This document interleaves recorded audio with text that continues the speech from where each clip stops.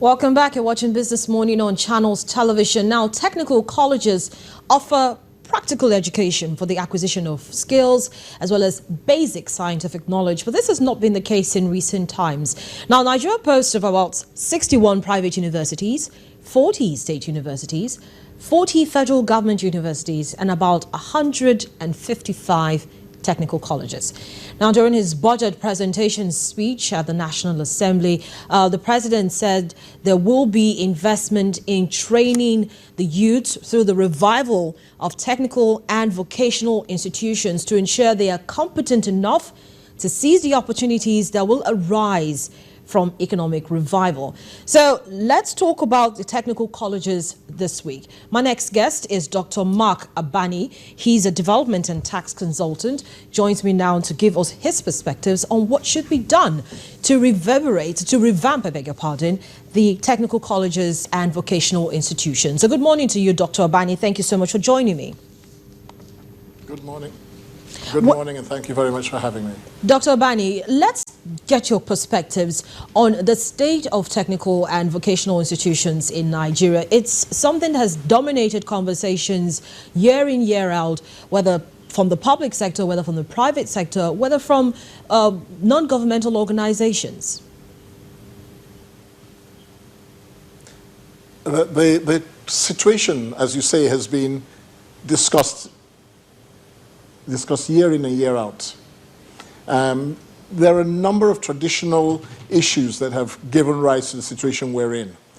Although there is a theoretical political will to take matters forward, there's very often a total lack of funding in the relevant areas. Some studies of some of the schools and the qualities of the teachers show that there's a large gap between what people need to do and what they can actually convey to the students. A lot of the institutions, although very willing and ready to do the work, are poorly funded. So whether it's at a Federal University of Technology level, where I taught before, or whether it's in any of the polytechnics or indeed the other technical institutions, very often the students pass through a theoretical exercise. They don't actually pick up the technical skills that are required to make the changes. So therefore, we don't have technical colleges. What we have are theory colleges. Now, what do you make of the president's statement with regards reviving technical and vocational institutions to ensure they're competent enough, these are his words, to seize the opportunities that will arise from this economic revival? Economic revival at a time like this, when it seems as if we're battling to have non-oil exports begin to generate the much needed revenue, since oil exports are not bringing in the needed revenue. Indeed. He's hit it on the head in terms of that you need to do it, but it's not just about talking about it, it's actually about doing something about it. So in order to be able to make that step change, we've got to upskill teachers who are not skilled. We have got to invest in the technology. One of the big issues is that technology is moving along at a great pace, and we need to invest in it. Earlier on, you were talking about the power. Some of these institutions do not even have the full power for them to be able to run the practical exercises that are required.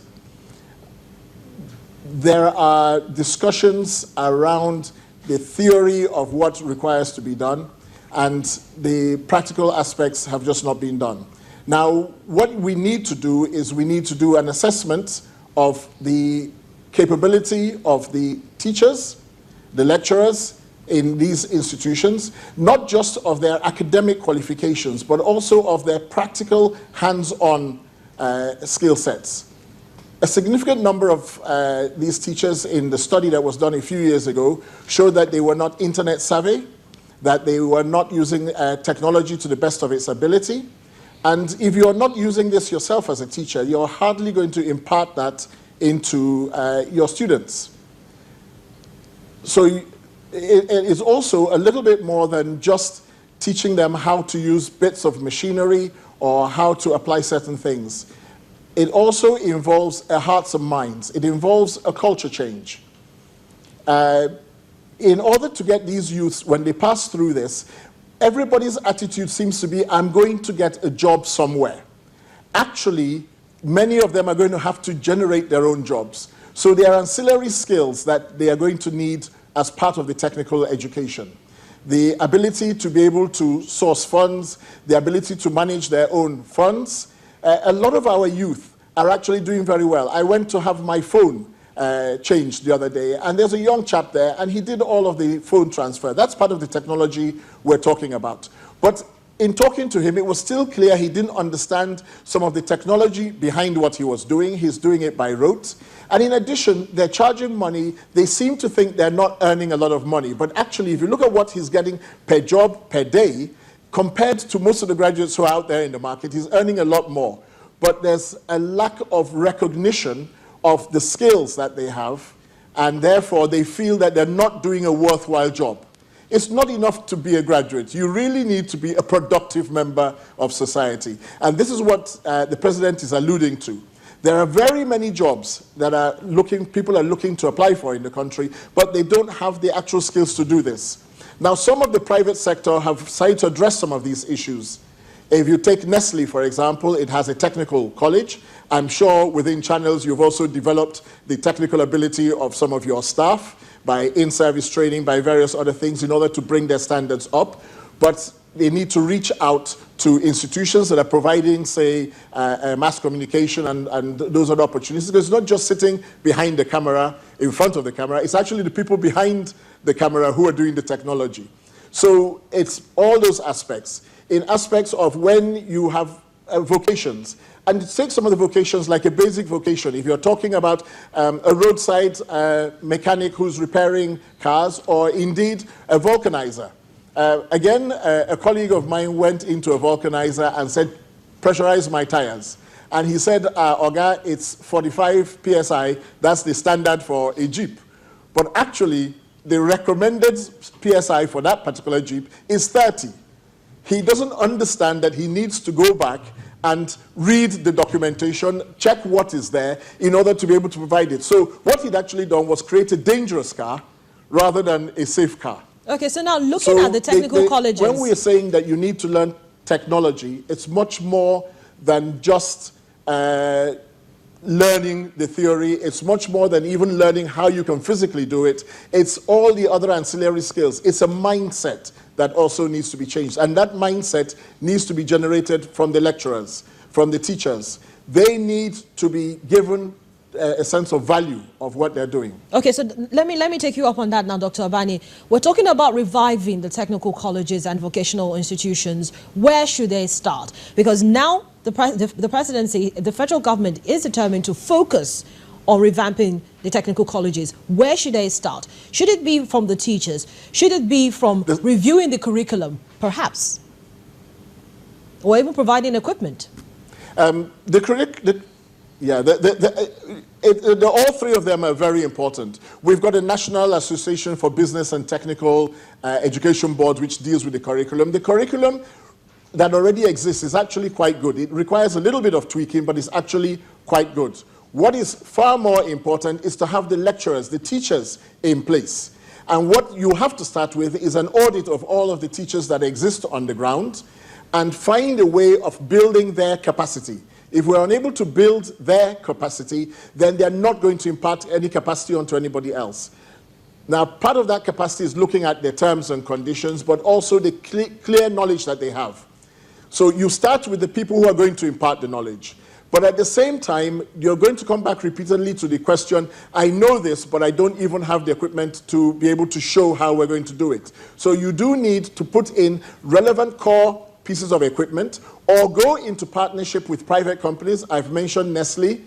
Chevron does similar things. Nigerian breweries does similar things where they can provide an opportunity for people to actually learn what they're supposed to be doing.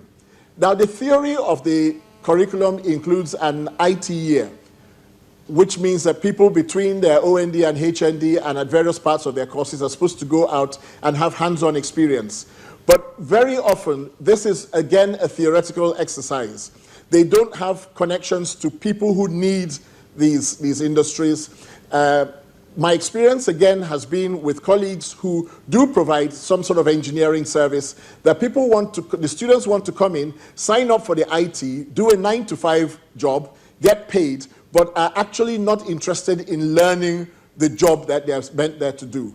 And this is a critical part of the way in which things are done. In Lagos State, for instance, the Lagos State Electricity Board... Sorry to cut you here, just before you continue, Dr. Bani. Do you think the reason why they're not interested in learning is because they don't have the tools to learn with? And they feel that all I'm just going to learn is just the practicals and the theory. At the end of the day, if I leave here, can I really practice? Do I have what it takes to practice, the equipment, the infrastructure to set up my own shop and most probably employ people as well? Spot on. That is precisely the point. It's not just enough to learn the theory. You have to learn how to actually put it in practice. In addition to this, you also have to be taught some of the other skills that are required to go into business. That includes some basic business skills, how to write a business case, how to apply for a loan, how to manage your money. Because otherwise, first time you come across money, you think it's all of your revenue. You don't realize you've got to buy your materials from it. You've got to put aside the money for your tax. You've got to put aside the money for your employees. Hopefully you will get to that point. So if you don't learn the softer skills as well as the core technical skills, you're actually going to go nowhere. But the first thing is you actually have to learn how to use the equipment. I've seen many people who have graduated in computer science, networking technology. If you ask them to do a network, they'll tell you, I've never actually seen a network in practice. I don't actually understand how this thing is going to work. They need to do these things hands-on. And this is where I went back to the example of the Lagos State Electricity Board,